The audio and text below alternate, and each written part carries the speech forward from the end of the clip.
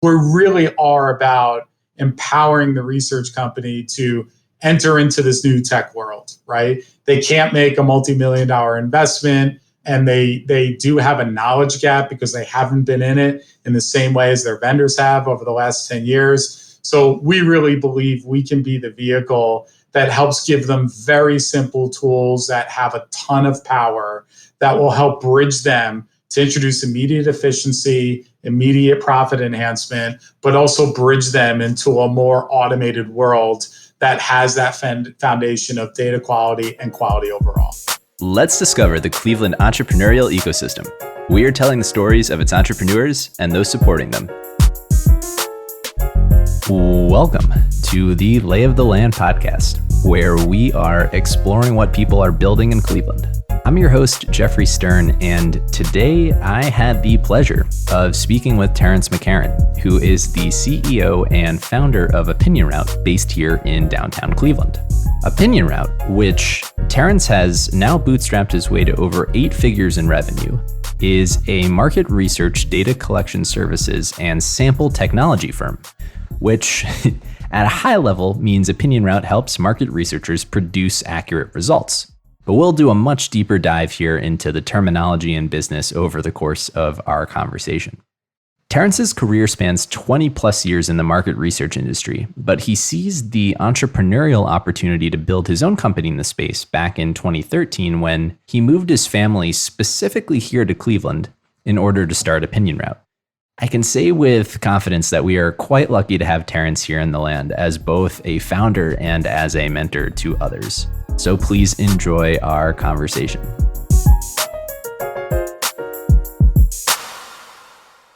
So before we dive into your background and the work you're doing at OpinionRoute, I thought it would be actually useful to start with some kind of terms and definitions, because market research is one of those concepts where, at least personally, I feel like it's easy to wager a guess into what it entails, but there is some opacity around what it actually is.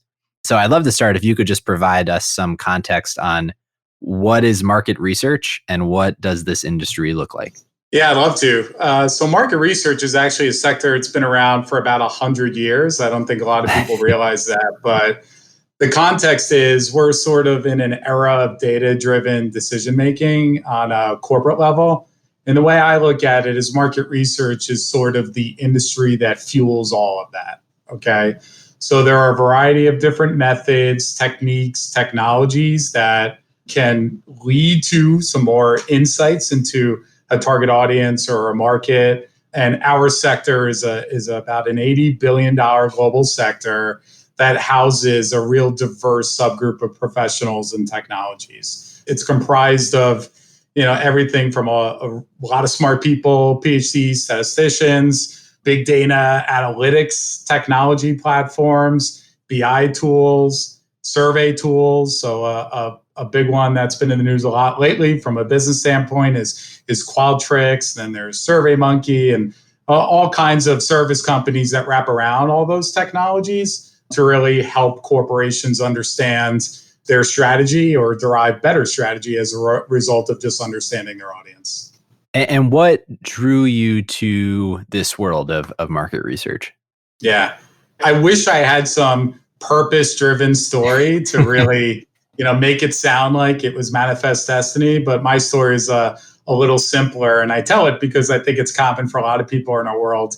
When I was in college, there wasn't, like there is now, there wasn't a lot of analytics or market research degrees that people could pursue. So for me, I had my heart set into getting to the management consulting world my whole senior year in college.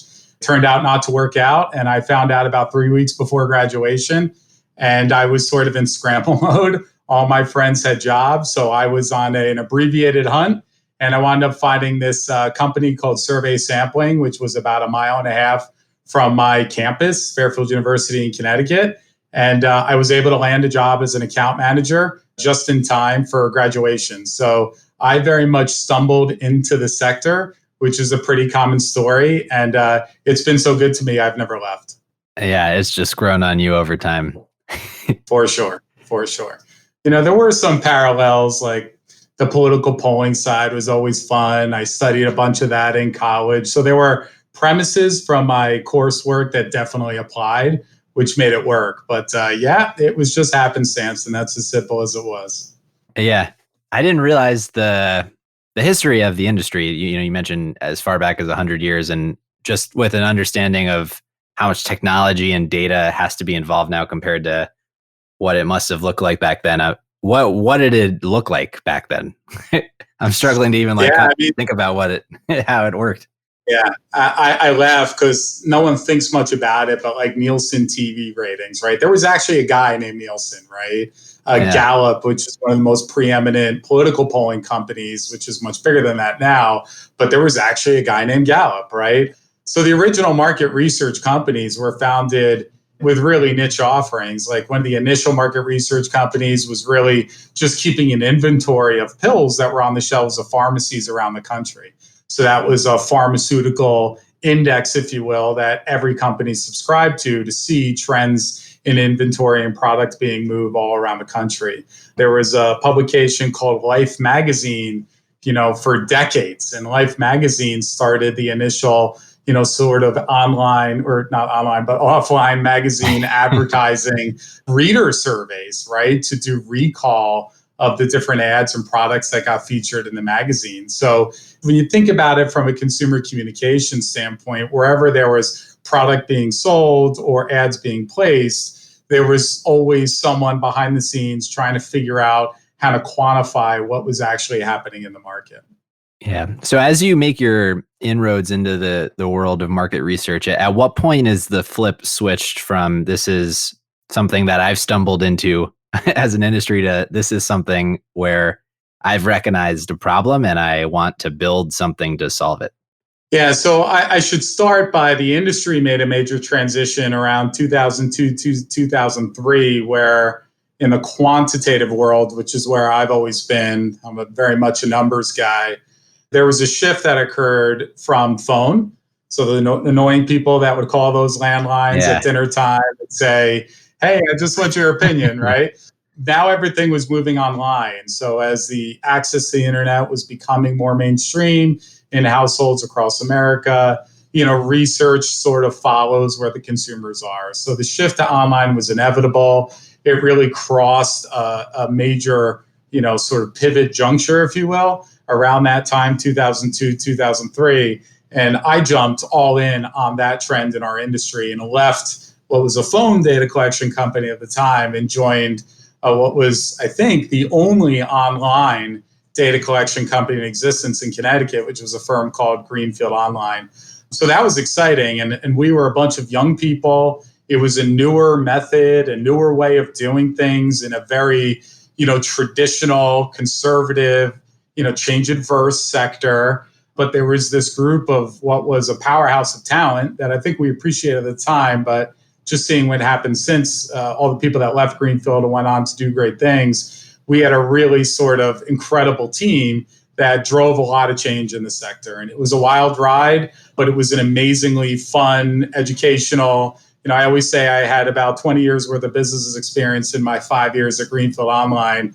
And ultimately that ended when we sold to Microsoft and I pursued other things. But at that point, that was really where this stopped just being, hey, this sector where I seem pretty smart to a lot of employers, to being something that was really ingrained as part of my path and my journey in my career. Yeah. So how did you leverage that accelerated 20 years of experience into, post-acquisition, just taking stock of where the industry had moved towards with the shift to online and thinking about, what you wanted to do next within the industry? So for me, when I kind of synthesize the things that meant most to me in my time at that company, it was really being on the leading edge of a technology wave of change in the industry. As hard as that was in a traditional mature sector, I saw how wildly successful a business model could be if they leaned into a little bit of change and innovation. So for me, that was a lesson that I really kept with me as I moved on. Ultimately, I sought out another sort of early stage, but established technology sort of disruptor, if you will. And a couple years later, I wound up leading North America for a Swedish tech company in our space. And I had another sort of really fun 4-year ride there. So me paying attention to sort of what the next wave of change was with a particular eye on technology-driven change really set me up pretty well for the concept behind OpinionRoute, which was just looking at some of the unintended consequences that rapid automation had in our sector, and led me to sort of create OpinionRoute to help market research agencies bridge into the new world, so to speak. So what is the problem that OpinionRoute is working to solve, and why this problem of all the problems that you kind of picked up on that pattern recognition? So the one truth that I've really learned in my career is that there's this sort of really important relationship between two stakeholders in market research, and that is the market research company and their data collection partner, or what we would call their sample partner, right? That is sort of a love-hate relationship at times, but it's always been really instrumental to the outcomes and the efficacy of market research in the corporate world. What I've really seen over those last decade or so of automation really taking hold in this next phase of technology-driven change is that it really was one-sided. So the biggest thing that was different from this wave versus my previous wave in 0203 is in 02 and 03, researchers and data collection companies sort of held hands and walked through this wave of change collaboratively. Mm-hmm. But what I really believed was happening and what I saw through my own experience was this automation was really taking hold in half of the relationship. And that was on the sample or the data collection vendor side of the equation. They went all in on automation. They got the benefit of hundreds of millions of dollars of venture capital investment, private equity investment, M&A that really reshaped the industry on the fly. But meanwhile, the research companies, many of them still operate like it's 10 years ago, right? They have the same expectations, the same processes. And in a lot of ways, I was seeing firsthand, it created this huge gap. It was a knowledge gap. It was an opportunity gap. And the power dynamic in that relationship really shifted in favor of the vendor. So now, which is weird because it's sort of like the tail wagging the dog, right? So you have this dynamic now where research firms who don't have the resources or the know-how to really scale in the same way are now at a major disadvantage with their vendors, right? Which is affecting everything in terms of data quality. It's affecting where labor sits in terms of the typical relationship. A ton of the labor on the data collection side has shifted into the market research house, which is abnormal, but it's the reality of where we are today. So for me, my vantage point in understanding that dynamic between the research agency and the vendor, I kind of felt like I was uniquely positioned to really sit on the side of the research agency and help them bridge that gap into this new complex world. You mentioned sample a few times in that description. Can you just kind of define that in the context of the space? Yeah, happy to do so. So sample outside the context of our industry, I think is widely understood as just being, a subset of a broader thing that gives you just a taste of what that thing is. In our world where we're doing opinion surveys, we don't need to speak to the entire US population to get a read on what the population feels about a given product or service. So generally, what's best practice in market research is we just approach a subset of the target audience for that product or service and then administer the survey to that audience. So that whole process is referred to as survey sampling. So that's really what we're talking about. And now, internet-based methods are the dominant approach in that way. Got it. So kind of diving into the nitty-gritty of how these surveys are actually conducted and the sampling actually conducted, how do you find the people who are filling out, like when you talk about target audience, how are they procured, aggregated, sourced, routed to the right people? And how do you think about who is filling out these surveys? Yeah. So important question, because I think we've all been hit up to take a survey, whether it's on the Dunkin' Donuts drive-through line and the receipt or some other obtrusive way sometimes even. Yes, We're in yes. the camp of really permission-based, very much double opted in. We're not the bait and switchy type, right? We are in a sector of surveys that compensates consumers, gives them really clear understanding of what they're opting into, their time commitment, the topic of the survey, and the transparency behind that, I think, is a hallmark of kind of what we do and has enabled our industry to keep the trust factor really in place with consumers in countries all over the world, really. So who's filling out surveys? It could be anybody, right? They might fill out a survey because they were approached to join a survey-taking community. They may have responded to an ad on social media. They may have seen an offer in a favorite gaming app on their phone where they can't quite get to the next level unless they either pay or do some other revenue-generating event for the app owner, right? And surveys being a really common one that consumers like because it doesn't cost them anything. So wherever consumers are, there's a way to try and recruit them to see an ad or take surveys. So that's very common, I think, and it's pretty ubiquitous for anyone that uses any technology online. So surveys could be anything from about your grocery shopping habits. It could be targeting very senior level IT decision makers at large companies. It could be among your doctor and any audience and every audience. But if there's a corporation that's trying to sell a product or service and they want to take a smarter approach, that target audience could be approached to take a survey. So getting at I think the crux of what I understand OpinionRoute is focused on, how do you think about the quality of those results that you're getting? And I'd love if we just introduce the concept of fraud here. Yeah. So two concepts I'll sort of marry together is fraud and then its relationship to this automation trend that I've alluded to. So one of the most tangible results of the technology wave of innovation that we've seen over the last decade has been the rise of technologies that route respondents from a source to an appropriate survey. Now, a decade ago, we used to call those engines routers, right? But now they're more commonly referred to as programmatic engines, right? Or programmatic marketplaces. And that implies all kinds of things on the techie side, but it's basically a really sophisticated algorithm-driven tech platform that matches a consumer with the right survey. So in these platforms, there are a variety of dollars being transacted. So survey takers get their cut in terms of an incentive, but publishers or website owners that drive their readership or their members into a survey engine also get compensated. So there are multiple points of monetary transactions that are occurring. And every time that exists and every time it's highly automated, you're going to attract the attention of fraudsters, right?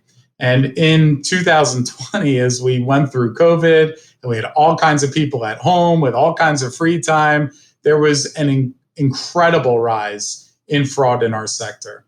So what does that look like? That's sort of a common question I even get asked by researchers. And I usually tell this story to just illustrate how things have changed from even a few years ago till now in 2021. So a few years ago, I was at an industry conference and a very well-known company in our sector called J.D. Power and Associates, which everyone knows from car commercials and just being a regular consumer, right? But J.D. Power got up and they gave this presentation where they basically confessed that they had their data on all their auto work had gotten infiltrated by bots. And there are good bots, there are bad bots, but this was sort of the new wave of fraud four-ish years ago, where there was just these automated scripts that got into a survey, filled out all the questions, and it didn't get caught for however many quarters. And then J.D. Power really confessed about this, but it gave them a really unique opportunity to sort of open up the conversation in our sector about how big a problem is bots in surveys. And they quantified the problem as being somewhere between 2 and 3% of all survey starts were by bot activity based on their analysis. So fast forward to now, and OpinionRoute actually has a proprietary fraud prevention tool called Clean ID. And one of the things we do for all our clients in the industry at large is we report in the same way JD Power did a few years ago. We report on common fraud trends. What does it look like? It's not bots anymore. That's pretty well mitigated. But things like data center activity, click farms, Tor browser usage, all kinds of dark web fraudulent activity that shows up in surveys. And from April, we could see that from the total universe of survey starts, about 16% of them are fraudulent attempts. So in a period of just a few short years, it's more than increased by 5 times. And it's hitting that point from a statistical significance standpoint where it's a severe problem for researchers and statisticians in our world. So that's really kind of the backdrop on what it is, what it looks like today, how prevalent it is. But also there is a correlation. Like, automation and technology has been great for our sector, but there are some unintended consequences that we've been seeing for quite a long time as well. And I feel like our charters at OpinionRoute is to be that voice of balance that really helps market researchers understand not just that there are benefits, but there are problems, but you don't have to be paralyzed by that. We can help bring you into the new world, take advantage of the good stuff, minimize the bad stuff, and get all the efficiencies that tech offers. What is the incentive for nefarious actors and just in the evolution of fraud over time from these, scripted programmatic things to the more advanced versions of that it's evolved into now? What is the honeypot at the end of that rainbow for those kinds of actors? Why is there fraud? Automated payment as a survey taker. So for a $4.99 a month investment, that's $4.99 investment into a VPN that masks your IP address and geolocation, that kind of thing, you might be able to make $100 in a week, right? So that's one level. I deem that the lower level, but it's real and it attracts people, especially since there are billions of dollars being transacted in online sample globally, just as a direct result of our piece of the industry. But the other side of it is even richer, which is a similar problem that I think digital advertising faces. But a lot of the supply chain for big sample companies, when they buy from other websites to drive traffic into their engine, they often pay per click, right? So all they're paying for is you get a click into our engine and we're going to pay it. So there's a big incentive for people to start up a fake website, generate clicks in an automated fashion, run it through VPN masks and other kinds of fraudulent activity, and they will be a supplier in the survey ecosystem that might generate millions of dollars, right? Hopefully it doesn't get that far before it gets caught. But the big difference, I'd like to compare it to digital advertising a lot because we all read in the news about fraud problems at YouTube with their metrics, Facebook, and really any digital ad platform. The big difference in our world is the click into the survey is data, and the data is the product, right? So in advertising, ultimately, that fraud gets washed out if the sales of the product through the campaign cross that threshold of what fraud impact was and it's still profitable. But in our world, if 16% of the clicks into the survey are fake, then that data, the results, the insights are really compromised. And that's just something our industry just can't afford. Taking a step back, but running with that, I'm curious when you think about the founding of OpinionRoute and the expertise that you have in this space, which it sounds like has evolved pretty significantly just over the last few years. When you were starting it, was it the same intuition of the direction that the space was headed and positioning OpinionRoute to evolve with the industry? Or what was the initial, vision for OpinionRoute? And yeah, I'd love to just hear kind of the early days, the founding story, and what you were actually selling. How is it that you were making money in the early days? I mean, right now we talk a lot about fraud because of how fast it's growing. And frankly, because we're really good at preventing it on a survey basis. So it's one of those big problems that actually has a solution, right?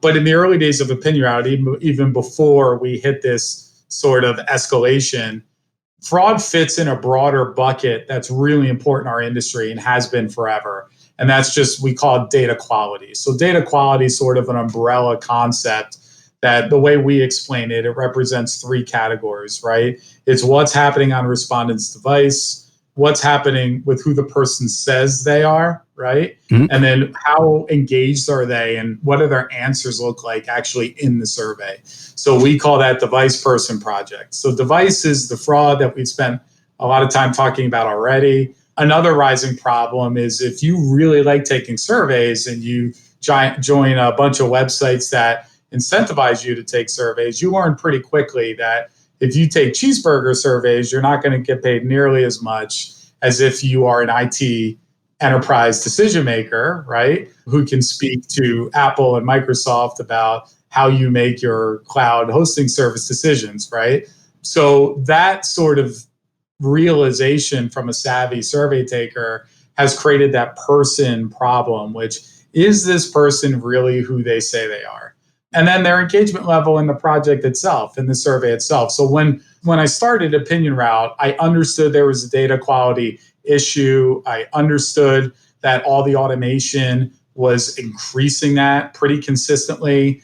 And mostly we took a services-based approach. We really analyzed all the different vendor options and how they recruited, what their approach was to recruiting survey takers themselves. And we really would create custom field plans that optimized the higher validation approaches and minimized or eliminated those approaches that really didn't know anything about who the survey taker was until they hit the survey. So that was really how we did it. We were able to prove that from a real quantitative, data-driven standpoint, that we could improve data quality every single time.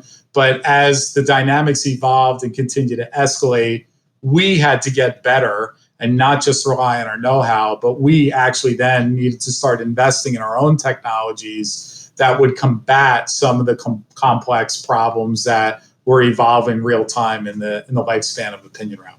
So in that transition from more of the services offering in the beginning to some kind of productization of the work that you were doing, was that just capitalized from the initial kind of services work that you were doing and reinvesting that back into the company, or was there initial funding involved? Yeah, it was absolutely all funded by our clients. So our growth trajectory, which has been pretty consistent and it's been a source of pride for me, frankly, it's really been our clients that have enabled us to invest in the next wave of data quality assurance, right?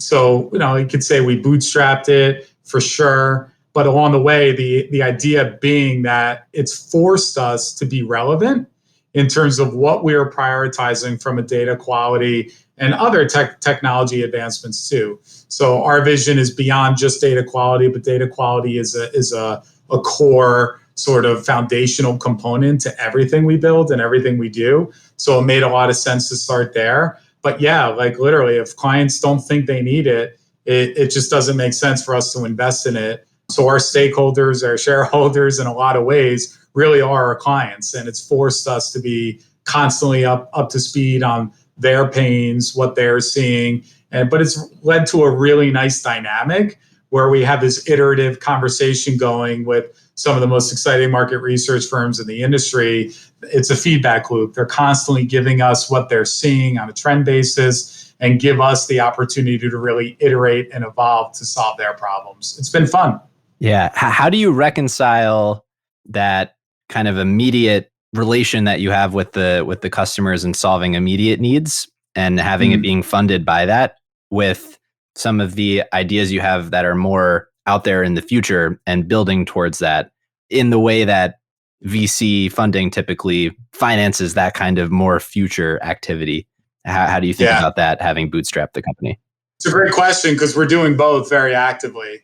So there's one premise that we really operate with in that so we have a tech business and we have a services business. Our services business is the first client for every piece of technology we built, right? So in effect, what I've had to do is build a very lean, very tight, profitable business along the way here, right? And the demands on that profitability have grown as we've wanted to get more ambitious and think 5 years, 10 years out into the future with our tech roadmap, right? And then think about how to get there. So there's an interesting component in everything we've built where technology solves a problem like fraud, but simultaneously it also enhances our own profitability profile of our services business.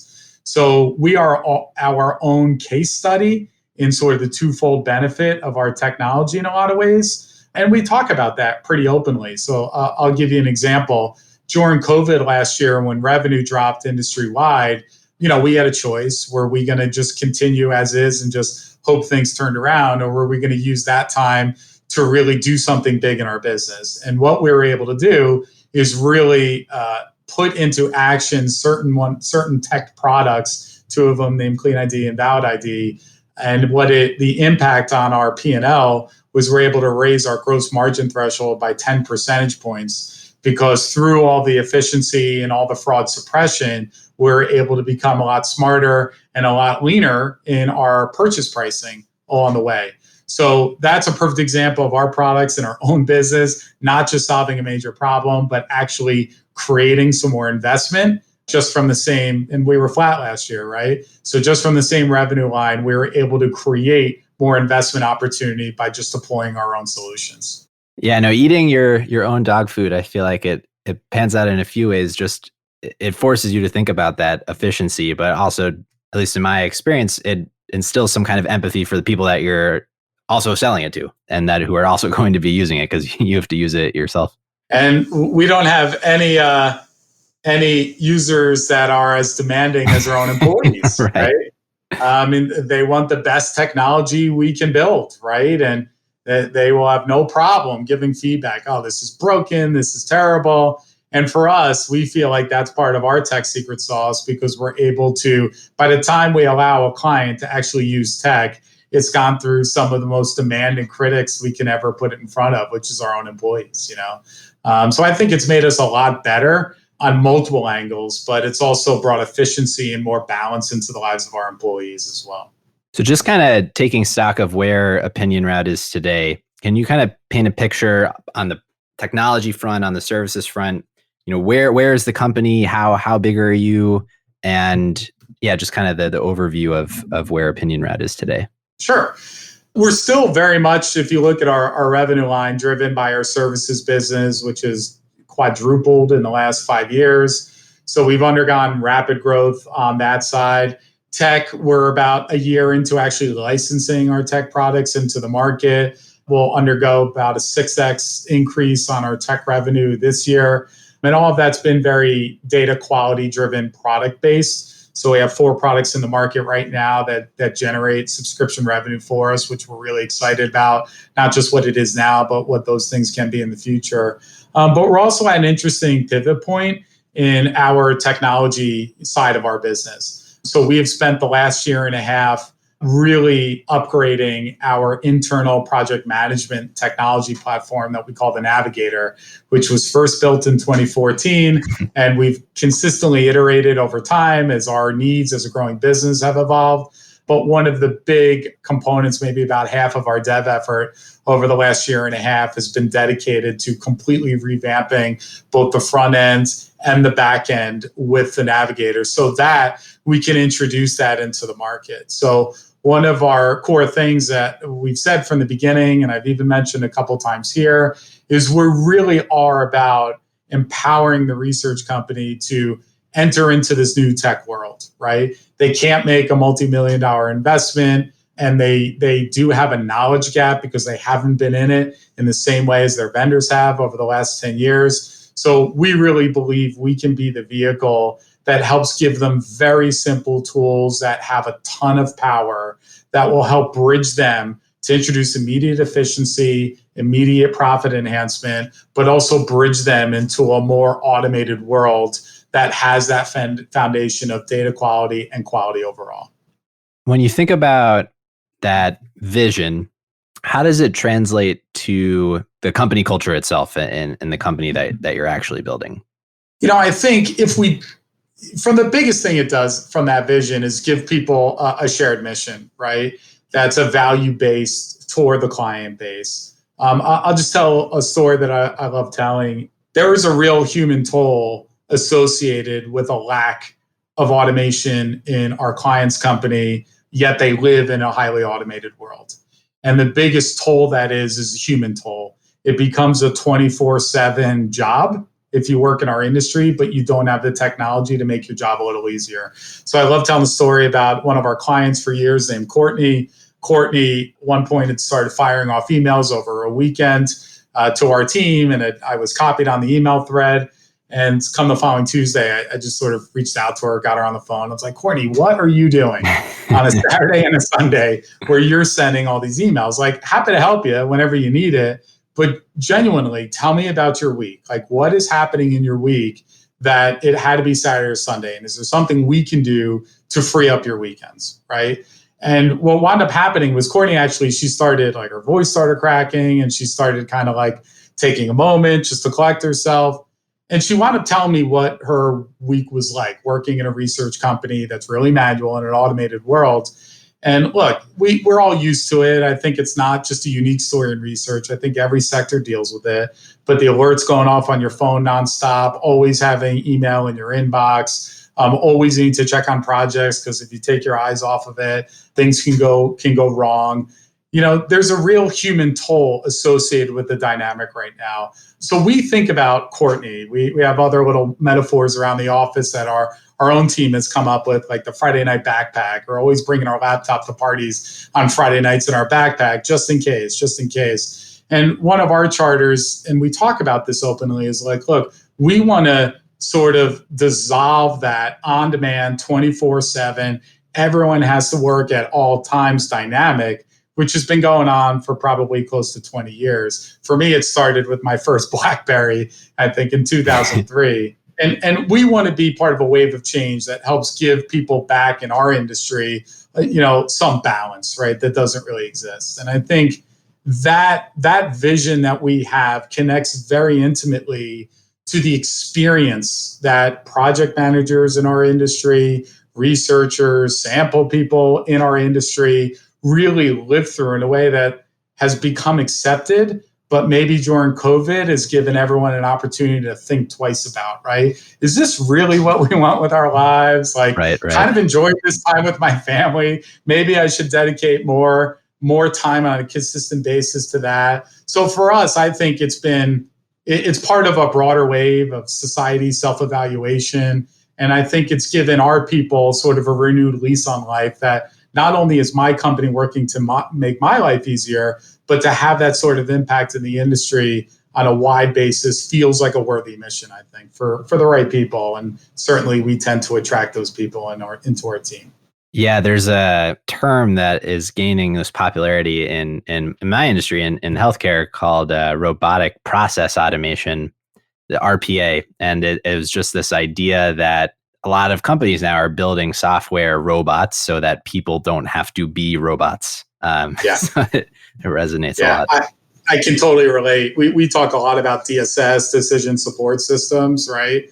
So when you track, which we've done with our team, tell me the top 5 tasks you're doing after hours or on the weekend. And it's all stuff that literally is just looking at data and taking an action based on what they're reading, right? All of that can be automated. So what we want to do is free up our people to give that next layer of guidance and consultation to clients, right? How do we make this project finish a little faster, a little cheaper, with a little more depth, giving a little more value add consultation? Let people do the thinking, the value add, the relationship building, and let the decision support system or the RPA sort of take over and really automate as much as we can. That's just rote, repetitive task mastering, right?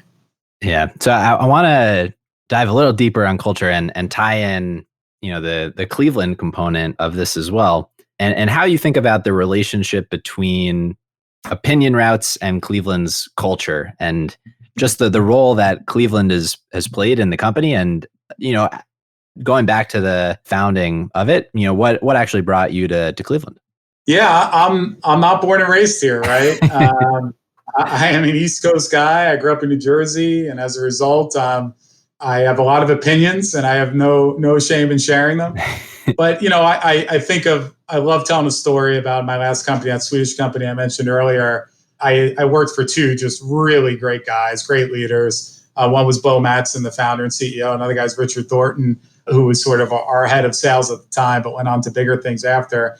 And we were in Barcelona one night, just having some drinks, too late. And Bo had asked me something that I'd never been asked before. And he just said, look, you're running North America for us. I started this years before we found you.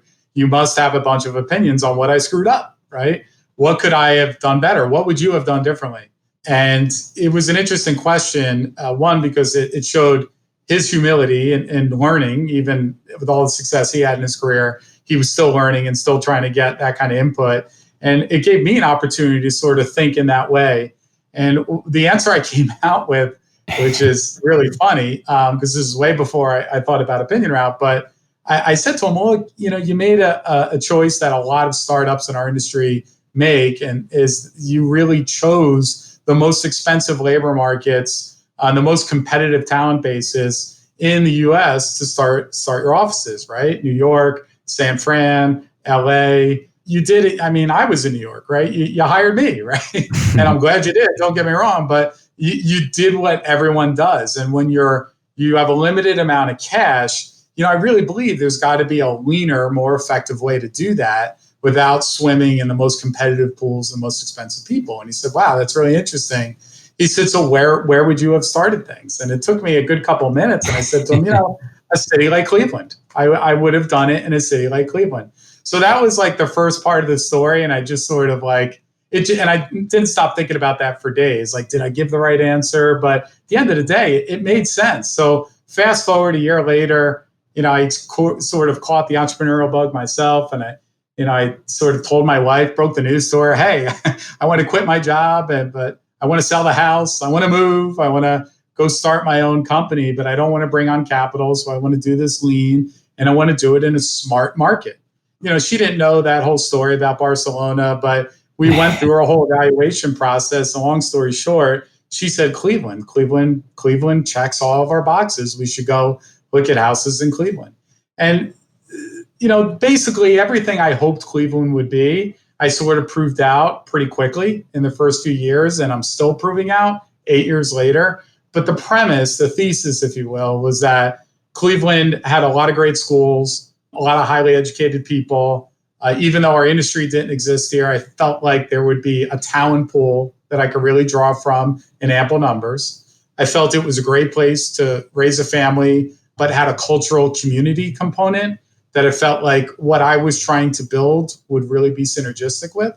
And the work ethic. I mean, the work ethic just that's embedded multi-generationally in Northeast Ohio or Cleveland, I wanted in our business, right? So those were sort of the main points relevant to the business that I thought I'd find, all while being able to pay people a really nice living wage where they could stretch it a lot farther here than I'd be able to offer or they'd be able to pay for in the New York market, right? And so that's what I did. I've proven that out. I think within 3 years, I'm like, man, this worked out exactly well. But even now that we're in a new era of that technology-driven, longer-term vision, I think some of our premises of, doing things the right way, adding value at every turn, I don't really have to teach that with our team here. They show up here with all of those kinds of characteristics and attributes. And it's made growing and scaling the business that much easier. When you reflect on some of those initial hypotheses, having seen a lot of them pan out, I'm curious what, with the opinions that you have, with the time that you've spent here now, what are some of the insights that you've gleaned from building and growing a company here in Cleveland, and with that outside perspective, and what did you maybe get wrong about your initial hypotheses? The first thing I got wrong was not understanding the East Side, West Side divide. And I set up our first offices deep in the suburbs on the East Side, right? I never realized that driving 35 minutes from the West Side into the Heights would feel like taking a flight to work every day for a lot of people. So that was my first mistake. That was a little lesson that I had to learn. But we're downtown now, so we learned. We learned from that pretty well. And that, I mean, as much as I kid about that, there is a robust talent pool of culturally aligned people with diverse skill set that we have been able to really attract into the company from all around the region, which is great. Even seeing resumes now from the Akron, Canton area, it's even stretching that far, which has been great.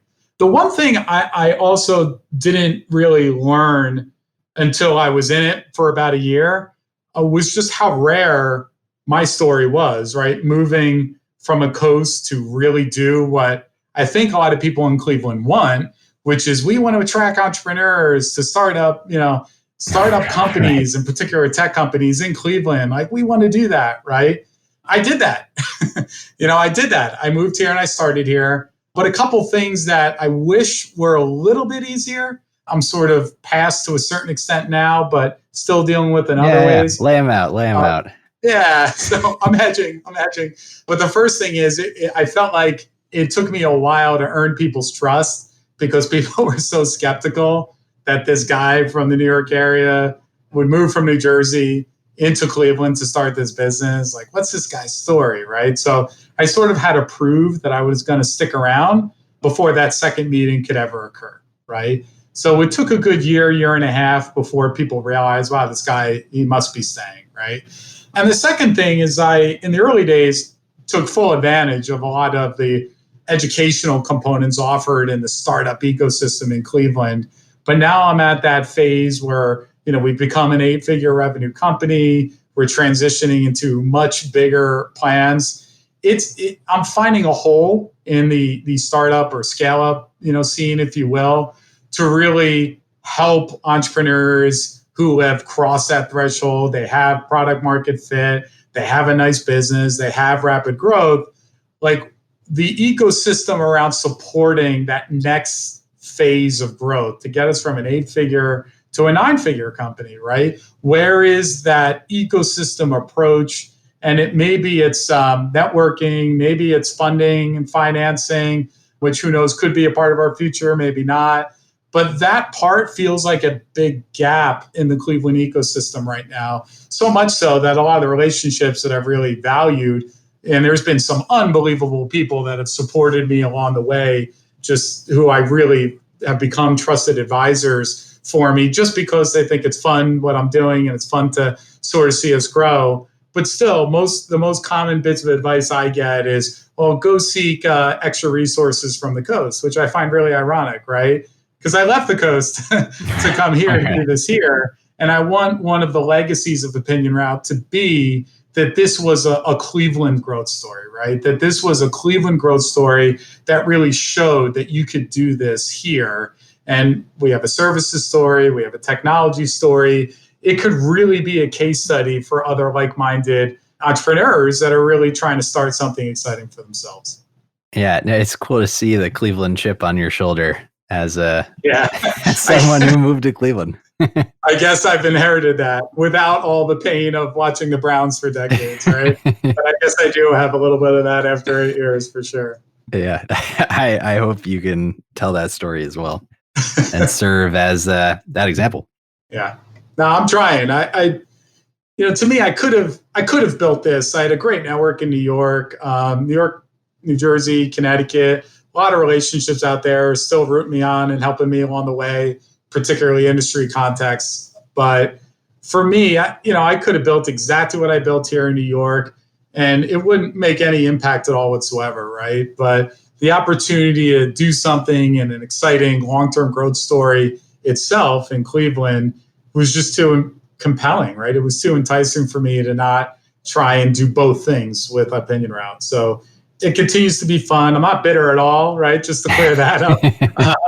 But there is opportunity that I see, and maybe that'll be my next phase. So as we continue to see success with OpinionRoute, maybe I'll be part of that wave that helps create those opportunities for the next OpinionRoutes. Yeah. Well, with this focus on Cleveland, one of the things that we do in the podcast is everyone is kind of painting a collective collage of their favorite hidden gems throughout the city. So not necessarily the favorite things, but things that other people may not know about. And I am very curious. I feel like you'll have some good insights on some hidden gems here in Cleveland. Yeah. There's so much people from here take for granted. It's unbelievable. I know. You're probably the best person to ask this question. Yeah. The one thing, and I would say, as a family, we did a lot of hiking. So everyone talks about the Cleveland Metro Parks, but I'm going to be a lot more specific than that. In the Metro Parks, Buttermilk Falls, there's a little spot underneath the cliff with creek running through it. That is literally one of the most beautiful places. If you're into the outdoors and hiking at all, it's literally one of the most beautiful places to go find a little serenity in the madness and a little bonding time with the kids and the wife alike. So it's this little gem I think that we keep coming back to. Other than that, I can talk about all the restaurants we love and the art scene and all of that. But from a gem and a particular specific location, that's one that's our favorite. That sounds like a special one. No doubt. Well, Terence, I really appreciate you coming on and sharing your story. I think it's one that needs to be heard. I'm excited to see how you guys grow from here. Jeffrey, thank you. This has been a lot of fun. Appreciate the chance to come on and tell my story. This has been great. Yeah, for sure. If folks have anything that they would like to follow up with you about, where is the best place for them to reach you, Terence? LinkedIn. I'm very active on LinkedIn. So obviously just look me up, Terence McCarron at OpinionRoute. But I'm also a sneaky active Twitter user as well, which would be at @McCarron. And I'm a particular fan of a lot of the local photographers and Cleveland cityscapes. So if you're into that as well, follow me on Twitter. Awesome. That sounds good. Well, thank you again, Terence. I really appreciate it. Thank you. That's all for this week. Thank you for listening. We'd love to hear your thoughts on today's show. So if you have any feedback, please send over an email to jeffrey@layoftheland.fm or find us on Twitter @podlayoftheland or @sternhefe, JEFE. If you or someone you know would make a good guest for our show, please reach out as well and let us know. And if you enjoy the podcast, please subscribe and leave a review on iTunes or on your preferred podcast player. Your support goes a long way to help us spread the word and continue to bring the Cleveland founders and builders we love having on the show. We'll be back here next week at the same time to map more of the land. The Lay of the Land podcast was developed in collaboration with the Up Company LLC. At the time of this recording, unless otherwise indicated, we do not own equity or other financial interests in the company which appear on this show. All opinions expressed by podcast participants are solely their own and do not reflect the opinions of any entity which employs us. This podcast is for informational purposes only and should not be relied upon as a basis for investment decisions. Thank you for listening, and we'll talk to you next week.